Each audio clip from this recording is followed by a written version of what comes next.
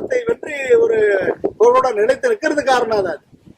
மாரியவர்கள் கதை படிச்சிருப்பீங்க. தேர்ல போனாரு, காட்டுக்கு போறப்ப முல்லை கொடி படறது கிடந்தாம கஷ்டப்பட்டது, உடனே தேர் வச்சுட்டு வந்துட்டாரு. அதே மாதிரி பேகன் வள்ளல்ல கடையூர்ல பாரி குமணன் பேகன் வரக்கூடிய பேகன் என்ன பண்ணாரு, குளிர்ல மயில் நடிக்கிறப்ப ஒரு போர்வை கொண்டு போத்திட்டு போனாரு.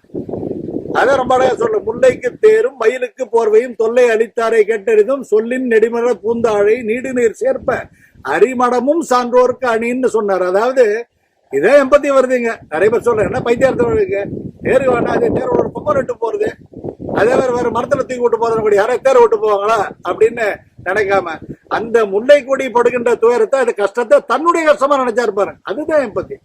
குளிர்ல நடுங்கிற மயில தான் குளிர்ல எப்படி நடுங்கிற கஷ்டப்பட உணர்ந்தார பாருங்க, அதுதான் எம்பத்தி. சரி, இப்படிதான் போச்சா, இலக்கியத்தை நிறைய சொல்லிட்டோம். அதே மாதிரி பாத்தீங்கன்னா இறைவனை எம்பத்தி வடிவாக தான் இருக்கா. எம்பத்தினால இறைவனை கம்பேஷனா வருது.